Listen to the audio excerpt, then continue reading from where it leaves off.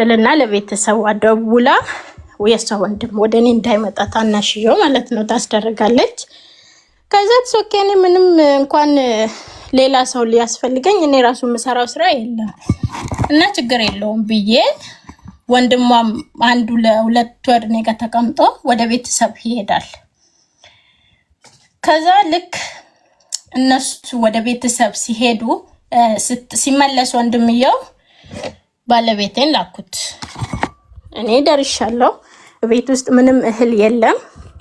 ግዴታ ሌላ ነገር ማሟላት እንኳን ቢያቅተኝ የሙቅ እህል ገንፎ እህል እዛ እነሱ የሚዘራበት አካባቢ ስለሆነ በቃ ሄድና ከዛ ገብሱንም ምኑንም የሚያስፈልገኝን ነገር ከናንተው ቤተሰብ ይዘና ሌላ ነገር ለማዘጋጀት ደግሞ እኔ ከቤተሰብ ያስቸግራለሁ ብዬ ከፋዘር ብር እንደምቀበለው ነገርኩት። እሱም እሺ ይልና ወደ ቤተሰቡ ይሄዳል። ልክ ቤተሰብ ጋር ሄዶ እህሉን ይዞ በመጣ በ3ኛ ሳምንት እንደዚህ ወለድኩኝ እኔ ማለት ነው። ከዛ ልጄን ለመውለድ የሄድኩት ጤና ጣቢያ ለአክስቴ ቤት በጣም ቅርብ ነው። እንዴ የ4 ደቂቃ መንገድ ነች፣ በጣም ቅርብ ማለት ነው። ከዛ እዛ ሆኜ በምጥ ብቻ 3 ቀን ቆየሁትኝ በያማትኩኝ። ታውቃለች እዛ እንዳለሁኝ መታ እንኳን እንዴት ሆንሽ ምን ሆነሽ ነው ምን ገጥሞሽ ነው ምንም ብላ አልጠየቀችኝም። ከዛ እኔም ምንም አልመሰለኝም። ያው ሐኪሞቹንም በደንብ ነው የምታውቃቸው እዛ ውስጥ ያሉትን። እዛ ቢያንስ እኔ ምን ሆኜ በምክንያት ሆስፒታል እንዳለሁ በጣም የቅርብ ጓደኛ ስላለቻት እሷ ትነግራታለች። እሷ ሰምታ ከፈለገች ትውለድ እግዚአብሔር ከረዳት ትውለድ፣ ግን እኔ የምፈልገው አለች ለሰው እኔ ጋር ጓደኛ ያለችና እኔ የምፈልገው ከዛ ሆስፒታል ሬሳዋ ቢወጣ ብላ ትላለች። ከነ ልጇ ብትሞት ምንም አይመስለኝም። እቺ አሳድጊያት በእኔን እንደ ባዳ አይታኝ ትታኝ ለወጣች መቼም አላዝንላትም ትላለች ስትል እኔ እንደ አክብሬ እንደ እናቴ አይቻት ከእናትም ከአባትም በላይ ሆነ ስላሳደገችኝ ሰው ልክ ያለው ሽማግሌ ክብር ባይኖረኝ ወደሷ ሲጀመር ሽማግሌ እንዲሄድ ሐሳቡም አይኖረኝም። እሷን ከማክበሬ እንደ እናት ከማየቴ የተነሳ ልክላታለሁ። እሷ ደግሞ አልፈልግም ብላ ወጣለች። አታስፈልገኝም ብላ እኔንም ቤተሰቤንም ሰድባ ነው የላከችው በሽማግሌዎቹ ማለት ነው። ከዛ እኔ እንደዛ እሺ ይሁን ብዬ እሷ ሰው እንዳለ አይደለም እግዚአብሔር ያደረገልኝ። ወጣሁኝ በ3ኛ ቀን እሁድ ገባው። ማክሰኞንም እዛው አልኩኝ። ማክሰኞ ወደ ሌላ ሆስፒታል ተቀይሮልኝ ሌላ ሆስፒታል ገብቼ እዛ ወደ ማታ ወለድኩኝ ማለት ነው። እዛ ወደ ማታ ወልጄ ቤቴ ምንም ነገር የለኝም። ያለችኝ ትንሽዬ ፍራሽ ነች፣ 4 ወንበር ነው። ከዛ በተረፈ ምንም ነገር የለኝም። ከዛ አሁን እኔ እዛ በቃ በሰላም መገላገሌን አዩና ከመውለዴ በፊት በ72 ሰዓት ውስጥ የሚወሰድ መርፌ አለ። ድጋሚ ሌላ ልጅ ለመውለድ በ72 ሰዓት ውስጥ መርፌውን ወይ ከወለድሽ በኋላ ወይ ከመውለድሽ በፊት የሚወሰድ ነው። እኔ እጄ ላይ ገንዘብ ስለሌለ ወደ 3000 ምናምን ነው የተጠየቅኩት። እጄ ላይ ገንዘብ በ72 ሰዓቱ መድኃኒት ምን ለመሆን ነው የሚወሰደው? መርፌ የኔና የልጄ ደም አንድ አይነት ስላልሆነ የኔ ደም ኤ ኔጌቲቭ ነው። ለዛ መርፌ ግዴታ ላይ እንዳይዘው ልጁ ምናምን የሚባለው ነው። እሱ መሰለኝ። ከዛን ግድ እሱ መውሰድ አለብሽ ተባልኩኝ። ቢያንስ 3000 ከምናምን ነው እሱ መርፌ ያስፈልጋል። ባለቤቴ እጁ ላይ ምንም አይነት ብር የለውም። ይሄ ሁሉ ሲሆን ከዛን በቃ እቁብ የገባው ነበር። ያ እቁብ እንዲሰጡ ጠይቅ እና እሱን እቁብ እንደምንም ብለን ከወሰደን ቤት ውስጥ አልጋ ምናምን የሚያስፈልጉንን እንገዛለን። ሌላው ነገር ቢቀር ሰው እንኳን መጥቶ በዚህ ቤት ነች እንዳንባል አልጋ እንገዛበታለን ብዬ ስለው እቁብ ሰጪዎቹም እምቢ አሉት። አልሰጥም ሌላ ሰው ወስዷል ብሎ ከለከሉት ማለት ነው።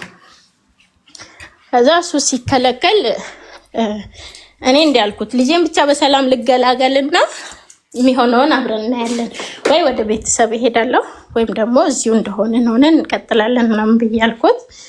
እንዳጋጣሚ ልክ ልጄን ወልጄ ወደ ቤተሰብ ወደ ቤት ምገባበት ሰዓት አለ። ከ3 ሰዓት ከ4 ሰዓት በኋላ መውጣት ይቻላል ከሆስፒታል በሰላም ከወለድሽ። ከዛን በቃ እኔ በሰላም ነው የተገላገልኩት። ትወጣለች ሲባል ባለቁቦቹን በጣም እያስቸገራቸው ስለነበር ሰጡት። ሁሉም ነገር ተሟላ። ወደ ቤት የገባሁ እኔ ልክ ቤት ገብቼ እግዚአብሔር ይመስገን ሰው እንዳለው ስላላደረገኝ እኔም ስላልሞትኩ በ3 ሰዓት በ4 ሰዓት ውስጥ መውጣት ይቻላል ሰው በሰላም ከወለደ። እኔ እንደዛ ነው የወጣሁት በሰላም ስለተገላገልኩ። አላደረኩም ደግሞ አስወጡኝ ስላቸው 24 ሰዓት ሳይሞላሽ ከሆስፒታል መውጣት አይቻልም ተባልኩ። 24 ሰዓት ሲሞላችሁ ነው ሁለታችሁም አንቺም ልጅሽም 24 ሰዓት ሲሞላችሁ ነው የምትወጡት ተባልን። በ3 ሰዓት 4 ሰዓት መውጣት የሚቻል ከሆነ ደስ ይላል። እኔ እንደዛ ነው የወጣሁት። ያው ምንም ብዙም የቆየሁት ነገር የለም ወጣሁኝ ማለት ነው። ከዛ እግዚአብሔር ይመስገን የፈለኩትም ነገር ተደረገ። ቤት ውስጥ የሚያስፈልገኝ ነገር አደረኩኝ። ከዛን በኋላ ልክ ገብቼ በ3ኛ ቀን አሁንም ትመጣለች ብዬ ጠብቃለሁ እግዚአብሔርን። በቃ መታ ታየኛለች። ያሳደገችኝ ልጇ ስለሆንኩኝ መታ ታየኛለች አትጨክንም የሚል እምነት አይምሬ ውስጥ አለ። እንዲህ በቃ እኔ እንጃ እንደ ባዳ ዝም ብላ ትተወኛለች ብዬ አላስብም ነበር። ከዛ ምን አረገች? የሆነ አንዳንድ እቃዎች ለህፃናም ለሷም ያስፈልጋታል ብላ በጋሪ ነው የላከችልኝ። እሷ እዛ ሆነ በር ላይ እየጠበቀቻቸው ጋሪ ይዞ እንዲገባ አደረገችና ደረሰሽ እቃው አለችኝ ደውላ። እንኳን በሰላም ተገላገልሽ እንኳን አላለችኝም። እቃ ግን ላከችልሽ፣ አንቺ እቃውን ተቀበልሽ? እቃ ላከችልኝ። ከዛ ደረሰሽ ወይ ስትለኝ እኔ መልስም አልሰጠዋትም። ስልኩን ጎረቤት ነበረች አጠገቤ፣ ማለት እናንተ አጠገቤ የለችም።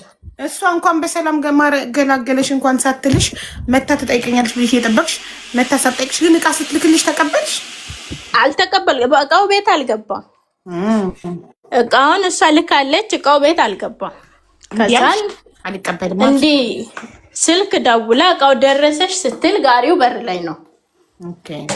ከዛ ወጥቶ ሲያዩት በር ላይ ነው። ስለዚህ እቃውን ልናስገባው ነው አሉ ስሉኝ እኔ አልፈልግም።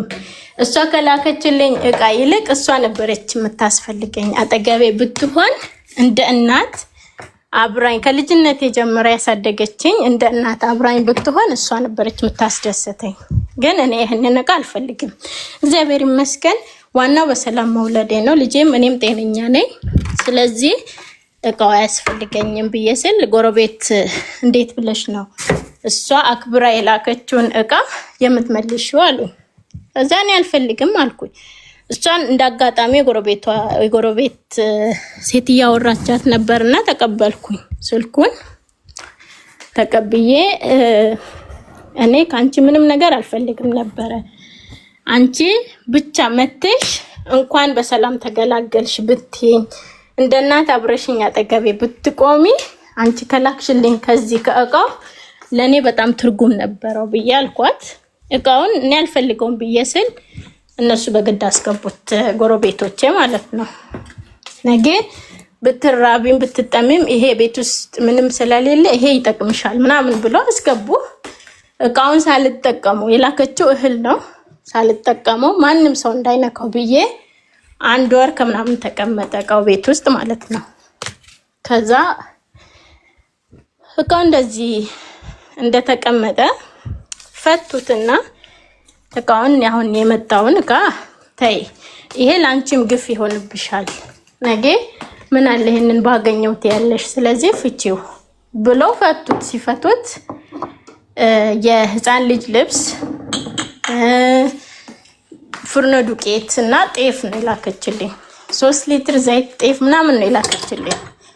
ከዛ እሱን አዩት ከፋፍተው አይተው እሷ ወደ ባዕድ አምልኮ ስለምትሄድ በጣም ተጠራጠሩ።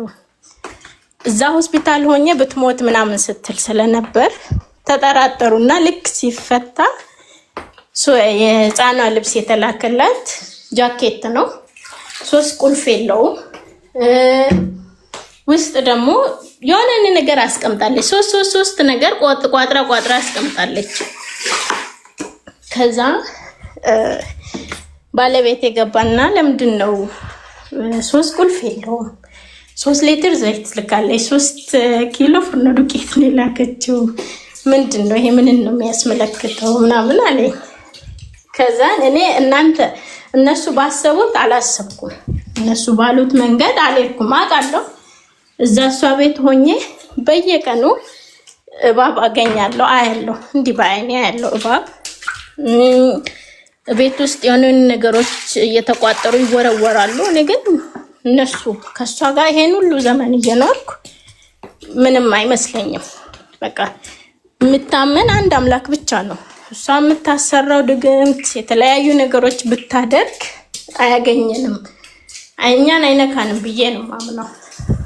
ከዛ እንዲህ ስል አይ ተው እንደዚህ ባንጠራጠር ጥሩ ነው ምናምን ተባለ። እሺ ተብሎ ተጸልዮበት ምግቡ መጠቀም ጀመርኩኝ ማለት ነው። ከዛ እግዚአብሔር ይመስገን ልጄም ከፍ ያለችልኝ መጣች። ቢያንስ 1 አመት በጣም ፈጣን ነች። 1 አመት ከምናምን ሆናት ልጄ በጣም ትፈጥናለች። በዚህ መሃል እኔ አሁን በጣም እየተቸገርኩኝ ነው ያለሁት። የምለብሰው የምበላው የምጠጣው ምንም ነገር የለንም። እሱም የሚሰራው ስራ ገቢው በጣም አነስተኛ ነው። ከዛ ለምን እኔ ልጅቷ ጎረቤት ቤት ውስጥ ቁጭ ብሎ የሚውል ሰው ስላለ ጎረቤት እያስቀመጥኳት ስራ ልጀምር አልኩት ለባለቤቴ። ከዛ አይሆንም አይቻልም ህፃኗን እንዲሁ ቤዳ ላይ ትተሻት አትሄጂም ስለኝ እኔ መስራት እፈልጋለሁ። እሷ ቤት ሆኜ ምንም አይነት ችግር አላየሁም። እንዲህ ትበድለኛለች ምናምን በምለብሰው በመጠጣው ምንም የምታደርገኝ ነገር የለም። በጥሩ ኑሮ እየኖርኩኝ ነበር። በጣም ኃይለኝነቷ መማታቷ ነው እንጂ እንዲህ ትዳር ሲይዝ ነው ክፋቷ በደንብ እንትን ብሎ የታየኝ ማለት ነው። ከዛ እንደዛ እዚህ ከመጣው ደግሞ በጣም እየተቸገርኩኝ ነው። የምለብሰው 2000 ቲ አንድ ታይት ብቻ ነበረኝ ቤት ውስጥ። ስለዚህ እንዲህ የሆነን መቀጠል አንችልም። ስለዚህ እኔ ደላላ ቤት ገብቼ ስራ ልፈልግ ተመላላሽነትም ቢሆን ልስራ አልኩት። አይሆንም ህፃኗን ትተሻት መስራት አትችይም አለኝ። ስለኝ እሺ ያልኩኝ ኖርኩኝ ለትንሽ ለተወሰነ ልጅ 1 አመት ከምናምን እስኪሆናት እሱ ያለኝን ልስማው ብዬ ኖርኩኝ ማለት ነው አለምንም ስራ። ከዛም በኋላ ግቢ ውስጥ አንድ ቤት ተከራይተን የምንኖረው ሰዎች ነበርና አማከርኳት። ሳማክራት እንዲህ ስራ መስራት እፈልጋለሁ እሱ ግን ፍቃደኛ አይደለም እና አንቺ ሳይሽ ደግሞ ከሌላ ቦታ ሰው ያመጣች ልብስ ታሳጥባለች እንጀራ ታስጋገራለች እና እኔ ብሰራልሽስ ምናምን ብዬ ጠየኳት። እሱ ሳያቅ ልክ ባለቤቴ በሚወጣበት ሰዓት እኔ እየገባው ብሰራልሽስ አልኳት ስራውን። ከዛን ችግር የለውም እስቲ ቆይ ሊና አለችኝ። ባለቤቴን ላማክረውና ትሰሪያለሽ አለችኝ። ስትለኝ እሺ ብዬ እንዲህ አልኳት። እሱ ባለቤቴና ያንቺ ባል በደንብ ስለሚግባቡ ባትነግሪው ለሱ እኔና አንቺ ብቻ አውቀን ያቺኛው ሴትዮ እንደምትሰራልሽ አስመስለሽ እኔ ልስራ አልኩኝ። ከዛ ፍቃደኛ ሆነችልኝ። እንዲህ መስራት ጀመርኩኝ እሷ ጋር። ትንሽ ብር ነው የምትከፍለኝ ግን ይሁን ብዬ ከመቀመጥ የተሻለ ነው ብዬ መስራት ጀመርኩኝ ማለት ነው። ከዛ እሷ ጋር እንደዚህ እየሰራሁኝ ስራውን እህትዮ ትመጣለች። እህትዮ እኔ ወልጄ መታ ጠይቃኝ ስትሄድ ነፍሰ ጡር ነበረች። ከዛን ደወለችልኝና የረሳሁት ቦታ ነውና ደውላ ልጄን እንዲህ ከባሏ ጋር አይደለችም፣ ዝም ብላ ቤት ውስጥ ሆና ነው ያረገዘችው፣ ሰው ቤት እየሰራች ምናምን ማለት ነው። ከዛ ምርትነሽ እንዲህ አርግዣለሁኝ እና ላስወርደው እፈልጋለሁ አለች። ስትለኝ አንቺ ስንት ወርሽ ነው አልኳት። ሌላ ነገር ከመናገሬ በፊት ስንት ወርሽ ነው አልኳት። ከዛን ስላት እኔ አሁን ቢያንስ 5 ወር ገብቻለሁ አለች። ስትለኝ እንዴት አድርገሽ ነው ታዲያ የ5 ወር ህፃን ነፍስ የዘራን ህፃን እንዴት አድርገሽ ነው የምታስወርጂው? ሲቀጥል ደግሞ እግዚአብሔር አንቺን ምን አይነት ሁኔታ ውስጥ እንዳለሽ ያውቃል። ግን ስላልፈለግሽ እንድታስወርጂ አይደለም የሰጠሽ። እግዚአብሔር አምኖብሽ እስከሰጠሽ ድረስ የፈለገ ችግር ውስጥም ሆነሽ ቢሆን ብትወልጂው ላንቺም ጥሩ ነው አልኳት። ከዛ አይ አለችኝ እኔ መውለድ አልፈልግም። ከዛን መውለድ አልፈልግም ማስወረድ ነው የምፈልገው። እዚህ ደግሞ እዚህ ሆኜ ማስወረድ አልችልም፣ ወደ አንቺ ልምጣ አለችኝ። ስትለኝ አይ ስንታየው አታስወርጂው አልኳት። አታስወርጂው ውለጂው፣ እንደምንም ብለሽ ውለጂው አልኳት። ከዛ ስራ የለኝም ብለሽ ወደ ቤተሰብ ብትሄጂ ትንሽ ትቀመጫለሽ፣ እንድርግዝናው አያስታውቅም፣ ምንም ሆዷ ላይ ሰው እንዳለ አያስታውቅም። ከዛን ስላት እሺ ትልና ወደ ቤተሰብ ትሄዳለች። ሳትስማማበት ለማስወረድ ወስና ወደ ቤተሰብ ትሄዳለች። ከዛ የባህል መድኃኒት ብጠጣ ይወርዳል እንዴ ስትለኝ እኔ አስወርጄ አላቅም፣ ሲጀመር አስወርጄም አላቅም፣ አስወርጅም ብዬ አልመክርሽም አልኳት። ማሪ ዞሮ ባንቺ ምክር ሳታስወርድ ቀረች። አዎ እሺ። ከዛ ሳታስወርድ እኔ ቤት መጣች። የ7 ወር ሆና እኔ ቤት መጣች። እኔ የምኖረው 3 የሆነች ክላስ ነች፣ በጣም ትንሽዬ። እዛ ቤት ውስጥ ነው እየኖርክ ያለሁት፣ በዛ ላይ ተከራይቼ ነው የምኖረው። ከዛ መጣች። እዚህ ስራ ልፈልግ ነው የመጣሁት ብላለች፣ ለወንድሟ ማለት ነው ለባለቤቴ።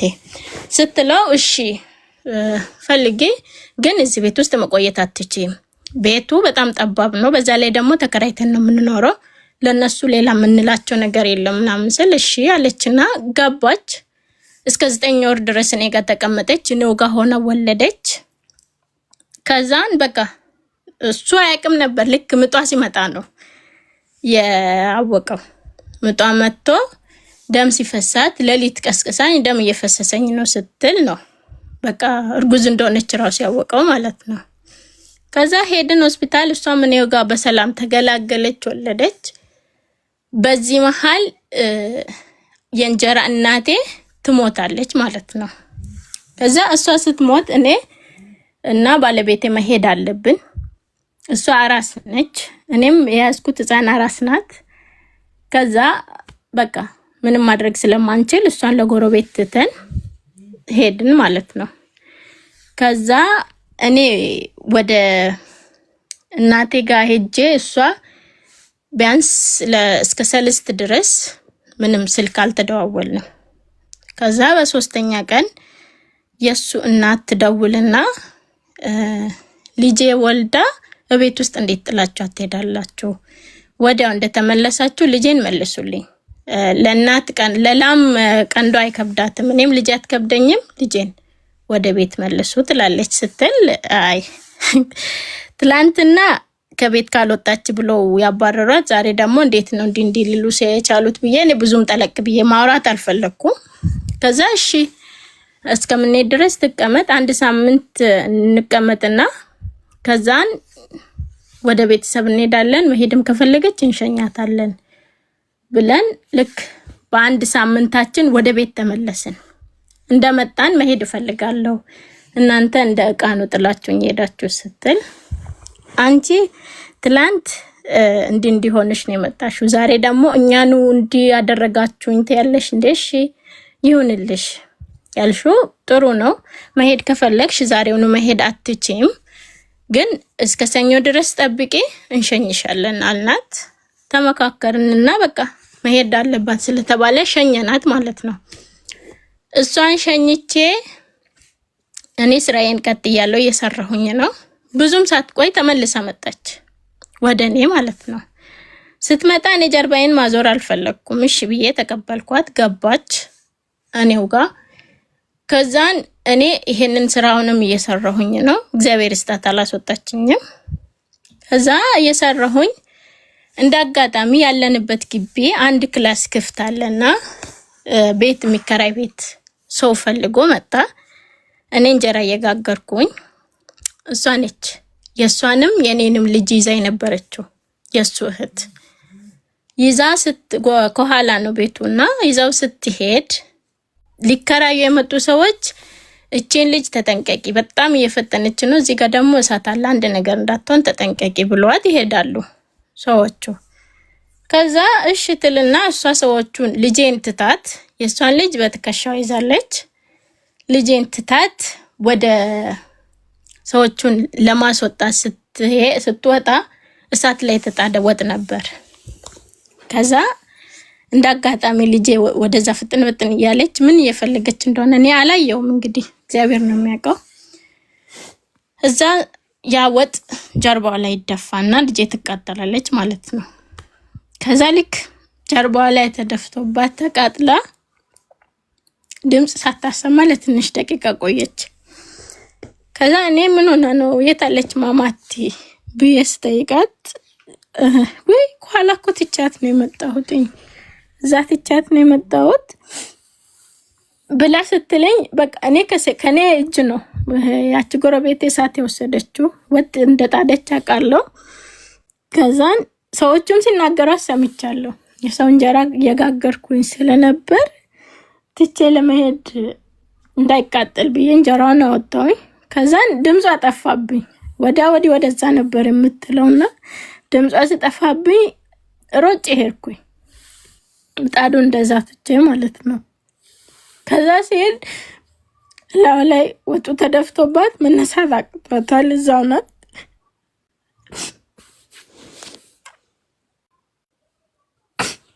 ከዛ ሮጬ ሀፈፍ አድርጌ ሳነሳት እንዳለ ወጡ ላይ ተገልብጧል። የጮኩኝ እንደምንም ይዣት ወደ ሆስፒታል ሄድኩኝ ማለት ነው። ከዛን ሆስፒታል ገብታ መድኃኒት ተደረገላት። እንዳለ ጀርባዋ እና ቀኝ እጇ እንዳለ ተቃጥላለች። በጣም እየተንተከተከ ያለ ሽሮ ነው የተደፋባት እና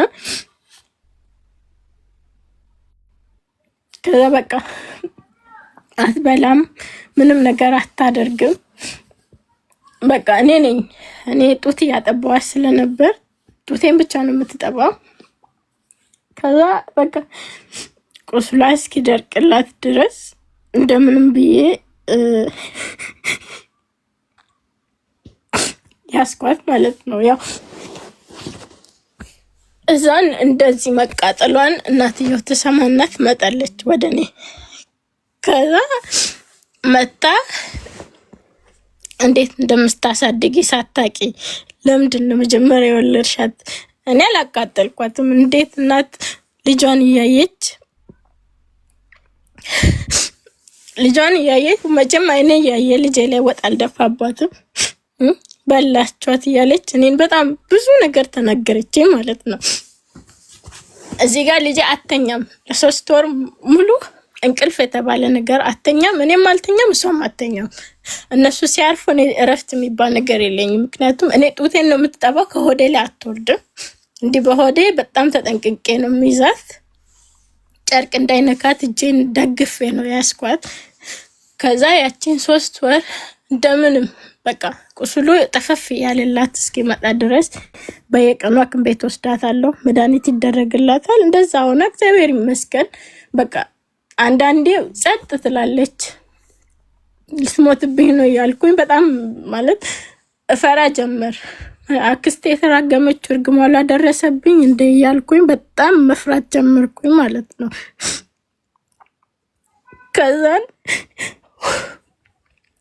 በቃ እግዚአብሔር እሱ አምኖብኝ እስከሰጠኝ ድረስ አይገላትም፣ ልጄም አትሞትብኝም ብዬ ተስፋ አልቆረጥኩም። በዚህ መሀል ደግሞ ባለቤት ምንም አይለኝም ማለት እንጂ አንቺ ምንም አላደረግሽም እኮ ለምንድን ነው እናቴ ምንም ብትልሽ ምንም አይምሰልሽ? ምንም አላደረግሻትም። ስራውን ደብቀሽው መስራትሽ አልነገርኩትም።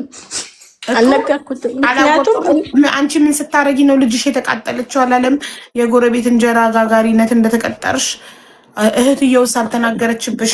እኔ ለሷ አልነገርኩትም። ምክንያቱም ለሷ ከነገርኳት እንኳን ስራ እየሰራው ነው ብዬ እንዲሁም ታጣላናለች። ልጅቷ ቤት ውስጥ ሆና እንደ ጎረቤት እያገዝሽ ብቻ ነው የመሰላት እንጂ በደሞዝ እንደምትሰሪ አታውቅም እህቱ? በፍጹም አታውቅም። ኦኬ ጎበዝ። የነገርሻ መስሎኝ በዚህ ጉዳይ ስትጣሉ ልጅሽን አቃጥላብሽ ስትጣሉ ለባልሽ እንዳትነግረው ብዬ ነበር። ስለዚህ ባልሽ በዛን ሰዓት አላወቀም ማለት ነው? አያውቅም። እቺ የምታሰራኝም በጣም መልካም ሰው ነች። አልነገረችውም፣ ምንም አላለችው። ከዛን ለሷ ነው እንዲህ ሆኖ ነው ብዬ ለሷ ነው የነገርኳት። ከዛ አንቺም እሷም ሆናችሁ አለ መጀመሪያ ሆስፒታል እንዳለሁኝ ሆስፒታል እንደገባን አንቺም እሷም ቤት ውስጥ ናችሁ፣ ምንም እየሰራችሁ አይደለም። ምን ሆና ነው እንዴ የተቃጠለችው ስለኝ አይ እንጀራ ልጋገር እኮ ገብቼ ነው እኔ። ልጅቷ ግን ከስንታየው ጋር ነበረች ብያልኩት። ከዛን ከሷ ጋር ነበረች እና የሆኑ ተከራዮች መጥቶ ተጠንቀቂ ብሏት ወጡ። እሷ እነሱ ልትሸኝ በሄደችበት ነው ጻኖ እንዲሆነችው ብያልኩት። ከዛ በጣም ተናደደ። እኔ ምንም አልተናገርኳትም ለሷ። እንዴ ለምን አደረግሻት? ለምን ያንቺ ልጅ ይዘሽ እኔ ልጅ ተውሻት አላልኩኝም። ከዛ እሱ የራስሽን ልጅ በጉያሽ ይዘሽ እኔ ልጅ እንደዚህ ስትሆን ደስ አለሽ ምናምን ብሎ ተናገራት ማለት ነው ባለቤቴ። እኔ አንቺን ባስጠጋው ተከራዮቹ እየተገላመጡኝ አንቺን አጠገቤ ባደረኩት ልጄን በማቃጠልሽ ምን ተሰማሽ ምናምን ብሎ ሲላት እኔ ያንተ ልጅ ብትቃጠል ባትቃጠል ምን አገባኝ አለችው። ከዛ ልጅሽ ቢሆን አልኳት ያንቺ ልጅሽ ይሄ ያስሹ ልጅሽ ቢሆን ይሄን ቃላት አትናገሪም ነበር አትዩም ነበር። እኔም ያንቺ ልጅ ብቃጠል እንደዚህ አልልም። ምክንያቱም ምጡን አይቻለሁ፣ ምን ያክል ተሰቃይቼ እንደወለድኩት ምን ያክል ተሰቃይተሽ እንደወለድሽ አይቻለሁ። ስለዚህ እንዲህ አልልሽም እግዚአብሔር ልቦና ይስጥሽ ብዬ እሷን በቃ ከሷ ጋር ማውራት ተወኩኝ ማለት ነው። ከዛ በቃ ልጄ ልብስ ሲቀየርላት በጣም ሰፊ ሺት ነው ማለብሳት። እሱም ትንሽ ጫፉ ከነካ ሰውነቷን ይዞ ነው እንዴ ግሽልጥ ያደረገ ነው የምነሳው። ከዛ ማንም ሰው አይዛትም፣ እኔ ብቻ ነኝ ማቅፋት። ከዛ ልክ እንደዚህ እኔ በጉያ አቅፌያት ለትንሽ ሽንቴን እንኳን ለመሽናት እማዬ እስቲ አንዴ አክስቴ ጋር ስላት አይ ትላለች። እሷን ድች ብላ እንድትነካት አትፈልግም። የእሷ ስም ሲጠራ ፊቷን ታዞራለች። ከዛ እማቴ በቃ በጣም እንትን ከማለቷ የተነሳ ከመፍራቷ የተነሳ ነይ አላለችሽም፣ ወደዛ ሁኛ አላለችሽም። ምንድነው ያለችኝ? ዞር በይ አላለችሽም ብላ ትላታለች ጎረቤቴ ማለት ነው። ከዛ ስትላት እሷ እንዲ ጭንቅላቷ ብቻ ነው የምታነቃንቀው።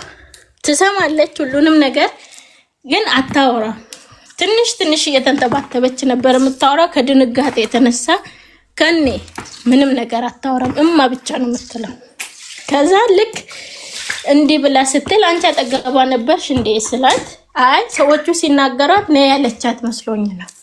ስለዚህ እሷ ጭንቅላቷን ታነቃንቃለች ልጄ ማለት ነው።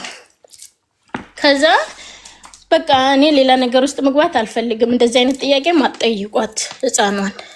ስለዚህ እኔም ልጄን ሊያዝበት ሌላ ንግግር ውስጥ አታስገቡኝ፣ በቃ ተው ብያቸው።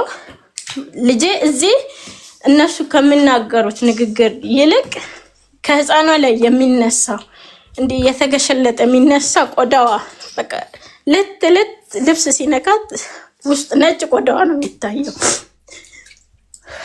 እንዲህ ልብስ ባነሳው ቁጥር ነጭ ቆዳዋ እንዳለ ግሽልጥ እያለ ይታያል። እና በቃ እሱ ሰቀቀን ሆነብኝ። እዛ ሐኪም ቤት ይዣት ድጋሚ ሄድኩኝ እና ይዣት ሲሄድ ይሄ የሞተ ቆዳዋ እየተነሳ ነው። የሞተ ቆዳዋ እየተነሳ ስለሆነ ብዙም የሚያሳስብ ነገር የለውም አሉኝ። ይሉና ያሽጓታል። እሷ እንደዚህ ያሉ በእንትን ነው የሚያሽጓት። ይሄ የሚቀባ ክሬም ቀብቶ በፋሻ ነገር ጥቅልል ያደርጉላታል። እሱ ደግሞ የባሰ ግብግብ ነው የሚያደርጋት ሲነሳ ማለት ነው። ከዛ በቃ እንዲህ እየተሰቃየች ነው። ምን ላድርግ? ሌላ ሆስፒታል የሚጻፍ ከሆነ ማጽፉልኝ እንደምንም ብዬ ይዣት ሄዳለሁ ልጄን ስል አይ ወደ ውስጥ አልገባም አለችኝ ዶክተሯ። ወደ ውስጥ ስላልገባ አያሳስብሽ፣ ይሄ ሁለተኛ ቆዳዋ ነው እየተነሳ ያለው ይመለሳል አለችኝ ስትለኝ እሺ አልኩኝ። በቃ እሺ ብዬ ይዣት እሷም እየተሻላት መጣ እግዚአብሔር ይመስገን። ምግብ ትንሽ ትንሽ ትበላልኝ ጀመር። ጡቱንም እያጠባኋት ቢሆን ምግብ በትንሹ ትወስድልኛለች። ከዛ በቃ እንዲህ የሆንኩኝ እግዚአብሔር የተመሰገነ ይሁን። ሙሉ ለሙሉ ሲሻላት እጇ ጠፋ፣ የእጇ ጠፋ። ጀርባዋ ላይ ያለው ብቻ ቁስል እስካሁን ድረስ አለ። ከዛ በቃ እኔ ልጄም እኔም እንዲህን ያክል ፈተና ያሳለፍ ነው እጃችን ላይ ምንም ነገር ስለሌለ ነው። አንተ የምትሰራው ስራ የለ፣ በቂ አይደለ፣ ገቢ የምታስገባው ገቢ ለምንም እየሆነን አይደለም። ስለዚህ እኔ አረብ ሀገር ብሄድስ አልኩት 3 አመት ሲሞላት። ከዛ ስለው አይቻልም አለኝ። አይቻልም ስለኝ እዛ ሆኜ መስራት አልፈለኩም። ልጄን ትቻት መስራት አልፈለኩም።